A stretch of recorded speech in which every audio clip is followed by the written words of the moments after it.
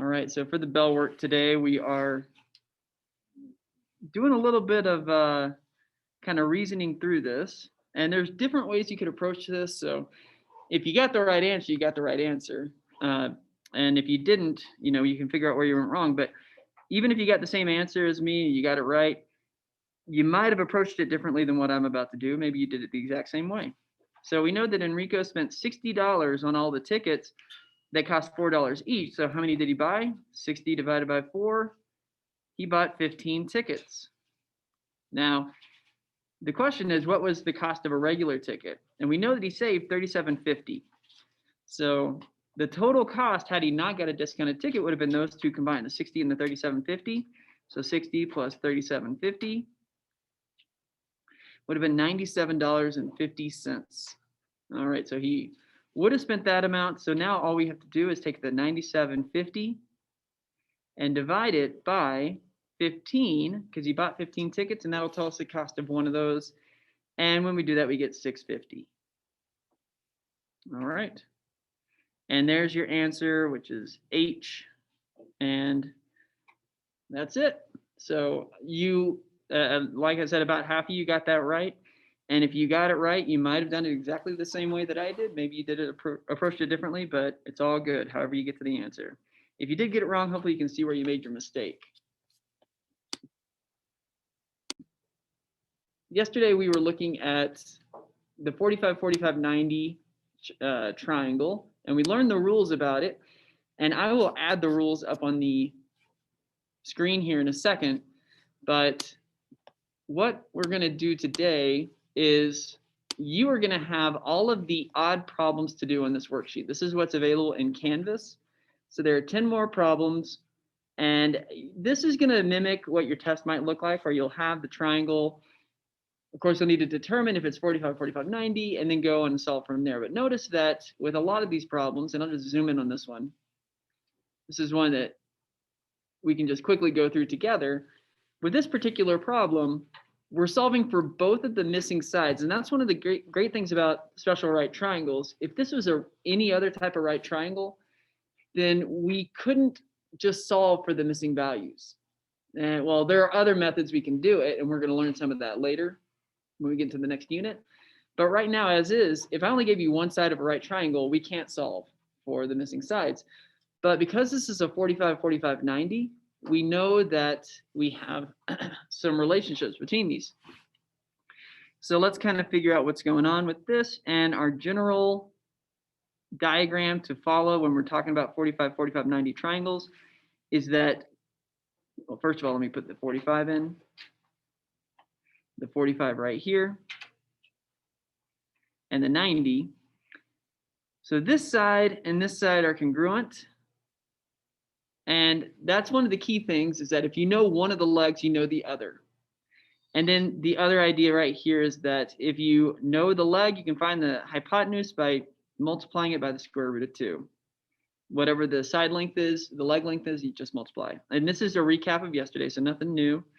And of course, another thing that we threw out there was that if you know the hypotenuse and you're trying to solve for the leg, okay, that says hypotenuse, you can divide by the square root of 2. So that equation works. Now, I can rearrange this equation to make it where if I'm trying to solve for the hypotenuse, I can take whatever leg length I'm given and multiply it by the square root of 2. You don't have to have both of those equations. You might find it helpful to use one versus the other, but really it's just the same equation that's been rearranged. So you can decide if that is, if you want to have both of those equations or just kind of look at one of them. All right. So there we go. I don't know. I can't get that dot to look right. So we're going to go with that. Let's just move forward. So when we look at these problems, we start off with one here that's very straightforward, pretty simple, I would say, because we know it's a 45, 45, 90. I'm going to skip that first question. So we know it's 45, 45, 90. The side that we have information on, is it the leg or the hypotenuse? It's the leg. There you go. You can see the 9 is what we know. The hypotenuse is always opposite the right angle. So we don't know what the hypotenuse is yet. We do know the leg. And here's the good thing about it. This is where we come back to this diagram in the corner. If we know one of the legs, then we know the other leg. All right, so what is y going to be? 9. 9.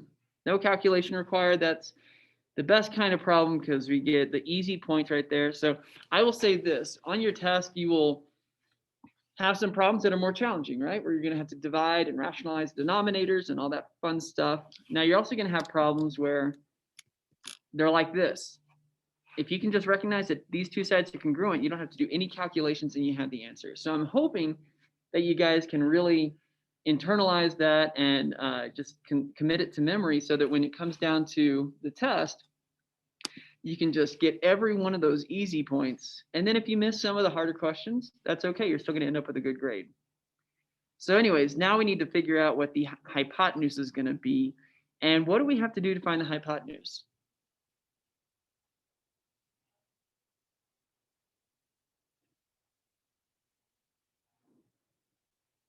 The leg times square root of 2. There we go. And this is where you can look at the formula if that's helpful to you.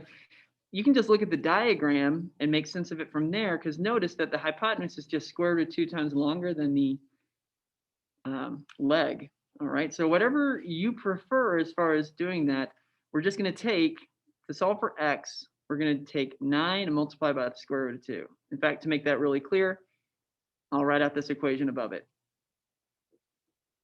So that square root of 2 is just a true thing about the 45, 45, 90. We don't need to, we did derive it yesterday. We figured out where that square root of 2 comes from because we did a few problems. But moving forward, we can just say, we just multiply by square root of 2. And that's pretty straightforward. So anyways, now knowing that 9 times square root of 2 can't really be simplified, we end up with that as our answer. Okay, pretty straightforward. And so now we've got x and y on that one. So let's look at, I was just going to look at like 2, maybe 3 examples total. And if you want to get more help with it, certainly we can do that. But let me scroll down. And let's see, is this one we want to do? Yeah, we'll do this one. First of all, let me make it a little smaller, give some room to work with. Okay, so we're looking at number 6 now. And what do we know? The leg or the hypotenuse? Leg. Leg. There we go. And we can make it pretty fast. So what's B going to be? The same. All right, so when you have your scratch paper, you don't need to use your scratch paper for any of this. But now what are we going to do to find the hypotenuse?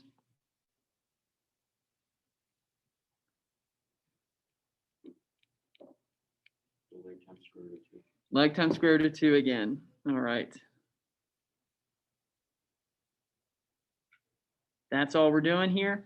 So I'm going to take this leg, which is 5 square root of 2, multiplied by square root of 2. The hypotenuse is A. So what do we get when we multiply that together? 5 times the square root of 4. There it is. We can multiply these like terms. They're both radicals. So we can combine them under the same radical and multiply it. And the answer is 5 square root of 4. What is the square root of 4? 2. 2. All right. So I am going through it, just trying to go quickly through this. But if any of this doesn't make sense, certainly those of you in class, we're going to have a bunch of time here in a little bit. So get help with anything that you're still unclear on. But that's the main idea. We've got our answer. And are there any questions on this before I move forward?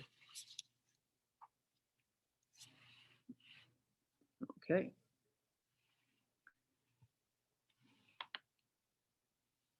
So let me clear this.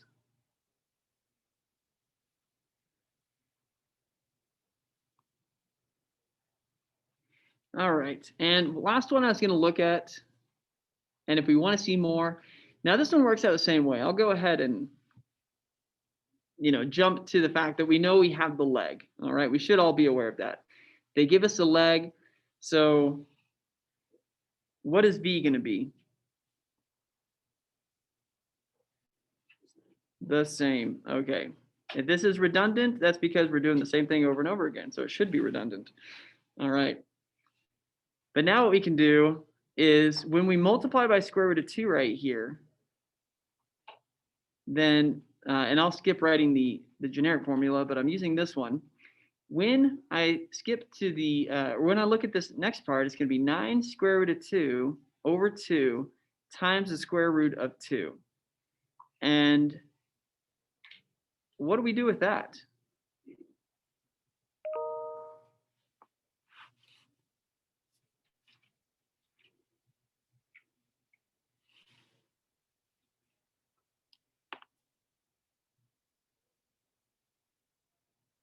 Combine the like terms. You can combine the like terms.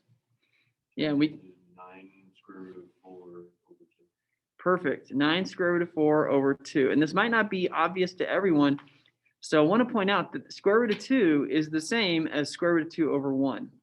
So I can multiply the numerators together. And we've already done a problem like that. We just did 5 square root of 2 times square root of 2. Now it's 9 square root of 2 times square root of 2. And we can multiply the denominators together. So that's the main idea. And now it's pretty straightforward, or at least I hope so.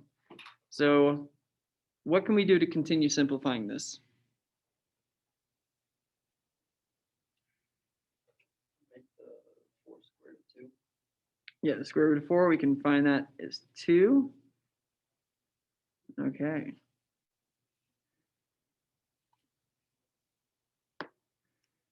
And I guess from here we can do two different things, right? I could multiply 9 times 2 and get 18 and then divide by 2. Or I could just cancel those out.